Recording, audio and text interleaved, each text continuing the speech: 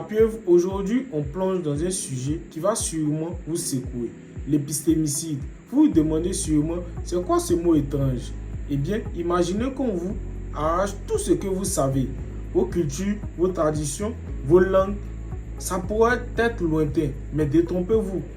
Ce n'est pas un phénomène du passé. L'épistémicide est bien vivant. Il nous touche tous. Restez avec moi, vous allez vite comprendre pourquoi.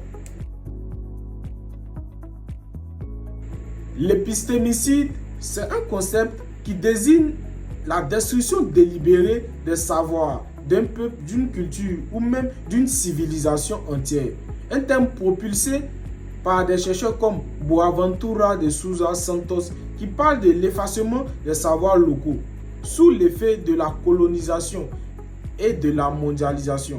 Imaginez une sorte de nettoyage de la mémoire où l'histoire est réécrite dans une seule direction. Ce n'est pas juste des livres brûlés ou des artefacts détruits. C'est l'effacement d'un savoir entier. Une tentative de rendre invisible des façons de penser, de vivre et de comprendre le monde. Au patrimoine culturel et cultuel de Tombouctou. 14 des 16 mausolées avaient été détruits par le groupe djihadiste. L'épistémicide peut se manifester de plusieurs façons. La destruction physique des bibliothèques brûlées, des monuments démolis, archives effacées. L'assimilation forcée, les cultures, les langues, les systèmes de pensée sont effacés pour laisser place à un modèle unique, souvent imposé par les puissants. Ce n'est pas juste une histoire de destruction, c'est aussi l'imposition d'un seul savoir comme référence. Et si vous regardez autour de vous, vous verrez que, encore bien présent même aujourd'hui, combien de savoirs ancestraux ont été oubliés, effacés sous la pression des colonisateurs ou systèmes dominants. Pour comprendre ce phénomène, regardons quelques exemples historiques marquants.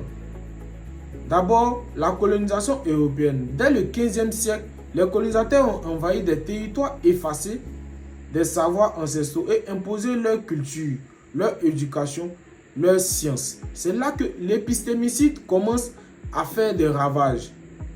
En effaçant les civilisations autochtones, les autodafés pendant la Seconde Guerre mondiale, des régimes fascistes ont brûlé de milliers de livres, effaçant des pensées et des philosophies jugées dangereuses.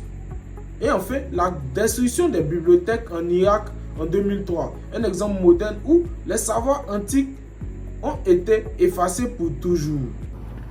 Les taureaux androcéphales qui gardent l'entrée des palais, tout pourrait avoir disparu. Les autorités irakiennes ont indiqué que les djihadistes de l'État islamique ont commencé à raser le site. Chaque fois qu'un savoir est détruit, une partie de l'histoire disparaît. Et parfois, il ne s'agit pas de pages, mais de chapitres entiers. Mais l'épistémicide, ce n'est pas qu'une question de passé lointain. Aujourd'hui, on peut le savoir, ou le voir même sous des formes plus subtiles. Mais tout ceci est percutant. Des chercheurs comme Walter Mignolo nous montrent comment aujourd'hui, ce phénomène est aussi lié aux dynamiques de pouvoir dans le monde globalisé, où les savoirs non occidentaux sont souvent ignorés dans les programmes scolaires mondiaux. Chaque langue qui disparaît, c'est un savoir, une manière de penser qui se perd. Selon l'UNESCO, une langue disparaît toutes les 2 semaines. La disparition des langues, l'impact des nouvelles technologies, Internet, avec tout son potentiel d'accès à l'information, contribue parfois à la domination d'une vision du monde très homogène où les voix dissidentes sont noyées. Alors, vous vous êtes déjà demandé qui décide quel savoir mérite d'être préservé ou pire, quel savoir doit disparaître. Même pas cela nous concerne-t-il. Parce que l'épistémicide, ce n'est pas juste une question d'histoire ou de culture disparue. Selon Boaventura de Souza, la défense des savoirs alternatifs est cruciale pour la construction d'une société juste et équitable. Et l'épistémicide, c'est aussi une question de pouvoir, de contrôle et de domination. Diversité du savoir. Chaque culture, chaque civilisation a sa propre manière de comprendre le monde et de résoudre les problèmes. Quand on efface ces savoirs, on appauvrit l'humanité. construire un avenir commun. Si on oublie le passé, on n'arrivera pas à comprendre les défis actuels. Respecter et préserver les savoirs multiples, c'est construire un avenir plus riche, plus inclusif. Quand on efface un savoir, on met en danger toute une vision du monde. Et dans notre monde globalisé, les savoirs peuvent bien être la clé pour résoudre certains plus grands défis. Eh bien, l'épistémicide, ce n'est pas juste un concept académique, c'est une réalité bien vivante qui touche nos sociétés aujourd'hui. Et si on ne fait rien, c'est toute la richesse de nos cultures et savoirs qui risque de disparaître.